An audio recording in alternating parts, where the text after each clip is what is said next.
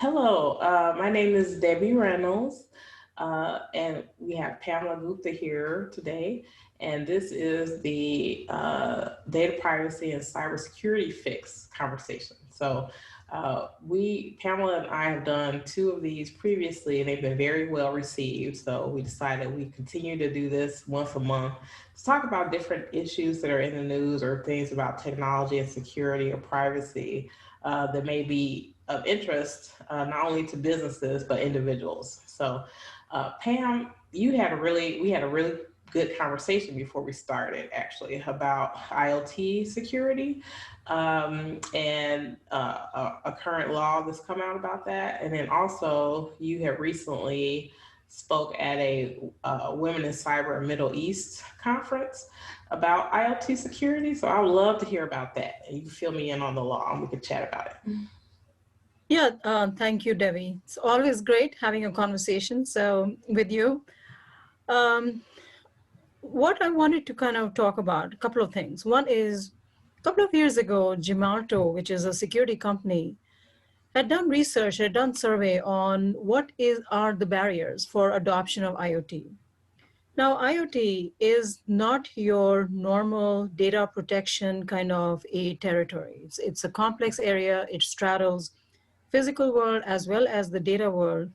And at each point, it introduces a threat vectors. And by that, I mean, when we talk about IoT security, we are talking about not just securing the device. Okay, we're talking about the entire ecosystem of an IoT device, which means you have a device, it will have software and hardware, it will communicate over a protocol. There can be multiple protocols that IoT devices can transact over. That it's by itself becomes a area of vulnerability, and especially if they're not coded securely. So, do you have encryption? Do you have what kind of ports are open? So all those come into play when you're talking about communication. And then from the device needs a gateway for it to get the data to the back end where it's actually analyzed and therefore provides value. So, at this very high level, you can see that there are multiple touch points for an IoT ecosystem, and each point will have software, will have hardware, will have communication, and we know what the problems can be just for securing software alone, application security. So this is a very complex area. Now, the survey that Gemalto had done was to find out about what are the barriers of adoption of IoT, and IoT security being one of them was a big part of that, whether at the consumer level or at the business level. And for all the efforts and all the hopes were kind of being pinned on regulations.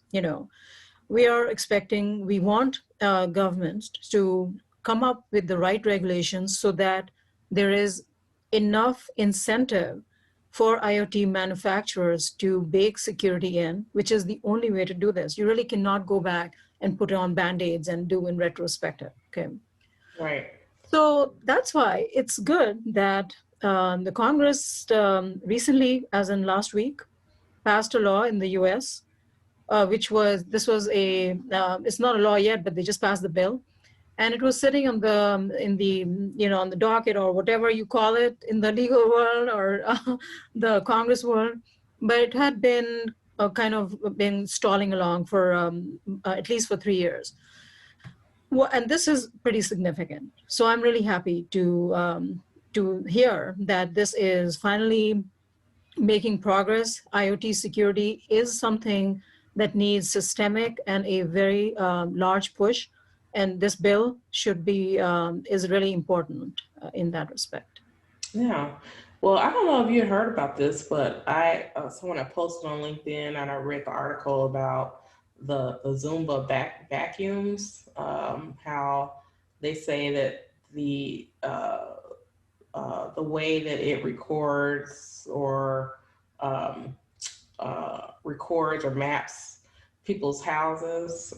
It can actually pick up frequencies of sound in some way. I don't know if it's vibrations or what, but that to me underscores the point, like you said, that it's very important that there are regulations about how this happens. And I think especially when people, on a business or a personal level, when they're buying this stuff, they just are concerned about it working.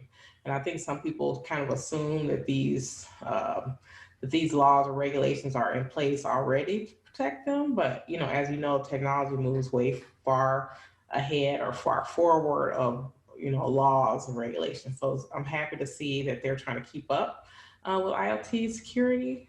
So this is actually a good. I agree with you. This is a good omen. Yeah, Debbie, so that's a very important point for privacy, right? What you just brought up, which is security, absolutely, privacy also, right? So let's talk about Zumba being in your house and how it raises privacy concerns. So one of the things is, what are these devices actually collecting data? What kind of data are they collecting? And so it has been found that Zumba was, or maybe is still continuing to collect data, as in mapping out the room's dimensions, and then giving that to third parties, such as furniture providers, furniture makers, furniture um, sellers, such as, I think, Wayfair was one of the organizations that was mentioned in a report that I'd studied, where now, because Roomba is going around the living room, it has the idea, it has the spatial coordinates. Now it knows where all there is furniture, there is empty space, etc. And now this data, if it's given to somebody who can sell you furniture, obviously is going to be very handy. And that brings a very important point of security and privacy and how it intersects. Okay.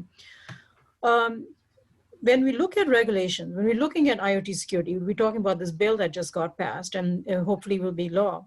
This will not address all the concerns that can come about from IoT, example, from just for Zumba. We're talking about having the right security measures in place, right? And perhaps even restricting the kind of data it can gather. Right. But if this is data that it is supposed to be gathering, right? So there is nothing wrong with it doing that. However, the complexity comes in, should this data then be shared with a third party? And that's where the privacy concerns come in. Yeah. So what I'm saying is, regulations are important. Mm-hmm. Regulations will help us navigate this murky territory of security, but all the data that needs to be regulated cannot be regulated. And therefore, we need to have something more. And that something more, Debbie, I think, is security awareness and privacy awareness. Yeah. So this data should not be, it is okay for Zumba to calculate it and collect it, but it should not be allowed to be shared with third parties, for example. Yeah, and actually, you bring up a really good point, and I think this is something that a lot of the privacy regulations are trying to hit on, which I think is a really good idea. Which is, if you collect data for one purpose, it shouldn't be used for another purpose without the person agreeing to it. So there's a big fight in the U.S. about this, especially because the U.S. is more of a notice country as opposed to a consent country. So they'll put it in the fine print that, yeah, we're going to put this thing in your house, we're going to collect this data, and then we're going to share it with other people, as opposed to saying, we're only going to use this data for the purpose of serving you as our customer, and then we're not going to sell it or give it to anyone else without like letting you know. So I think to me, that's like what a normal person would think would be appropriate. But that's obviously not what's happening, because a lot of this data is being sold to third parties. It's very valuable. It's like, the third party aftermarket data sale industry is a multi-billion-dollar industry. And a lot of times you don't know what is being sold to who and for what purpose. Yeah, exactly. Now, there is another example, right? A few years ago, Samsung had put out an advisory that don't talk about confidential matters in front of a Samsung smart TV, or it may have been a Vizio, I forget the exact brand. But the point being, it was a smart TV which was collecting data even when the TV was off. Okay. Now they were collecting data, and here's the complexity.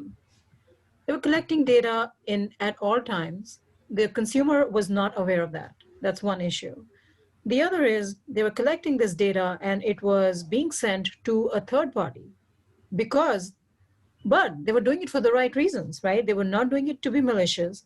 This was being done for business purposes to see, to get customer sentiment or whatever the business needed, which is okay. But the problems here are A, that it is being collected and the consumer is not aware, and B, it's going to a third party, which again, when you buy a product from a manufacturer or a vendor, you're expecting to be only be in transacting with them, and not that third party, even though it was part of their business process, was not clearly laid out to the consumer, right? And now they're collecting the information.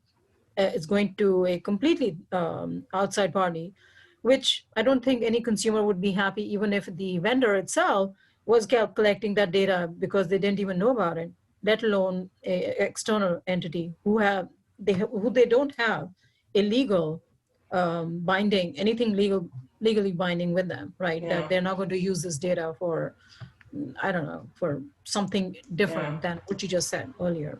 I have a question for you now. So this is a debate that I think about quite a bit, and that is, should we be passing regulations that are more general or more specific to the technology? So in some ways, I feel like sometimes people they fixate on a certain technology as opposed to what the technology is doing, and that makes the laws, I feel, become more out of date faster if you're trying to regulate it in that way. But I just wanted your thoughts about like describing things and regulations so that they apply, they don't like go stale. Yes, I think we have two ways of addressing this. One is something like GDPR has, right? Where you mentioned that in the beginning, collecting data and using it, processing it for clearly defined objectives, right? In fact, there are some caveats in GDPR which really don't protect the consumer, right? Yeah. Because they're talking about protecting the data that is collected before processing, but not how do you protect the data after processing. So there are some loopholes there.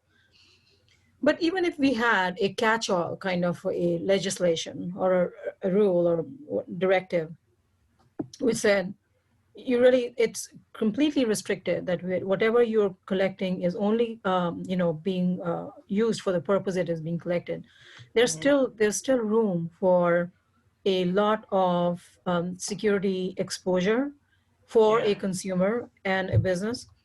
Therefore, I'm very much in the favor of a very context driven risk based approach, right? Hmm. Any company, they have knowledge of how they're doing business, what their business processes are, where the business value will come from. Because obviously, we want to be able to enable that. Without that, there is no economy. So Yeah. we do Right. obviously have to have a business, That's right? true. Right. Yeah. So we are all in favor of that. The question is, to know the risk, to have a little bit more than just a discretionary kind of a measure, where there are some guidelines that Right. if this can put somebody at risk, right, somebody's security at risk, somebody's physical or mental or whatever security, but clearly defined. We can't make it too ambiguous and vague, Right. but something that the business can put their hand on, then that would be the way to enforce a context-driven, risk-based approach, Yeah. whether it's to security or privacy. Because, like we were talking about, the Zumba scoping out a room and gathering coordinate data and using that for purposes of a third party such as Wayfair or whoever, being able to sell furniture. Now that's just wrong, right? Because that is Yeah. not that's different than um, using it for business purposes as in designing a better Roomba product, right? Yeah, right. So that's the differentiation that we can make, that can Yeah, help consumers as well as the business. I agree with that. Maybe people need to listen to us about making these laws then. I think so. I definitely do think that we have the ability to guide the process of not just passing a law, but passing a law that can be implemented securely. Okay. And then that's the other conversation we wanted to have about Yeah, telematics, right? For that's right. example. Yes, yes, absolutely. So, well, this is amazing. I'm glad we had this conversation. Um, I'm sure we're going to talk about this some more because I think as we see what's going to happen with this bill coming up, there may be other countries that are also looking at this. So we probably want to revisit this maybe, in a couple months to see what happened. So, well, this is fantastic. So I guess our next episode, we're going to talk about automobile telematics, right? Yes. All right. Thank you so much. Thank you.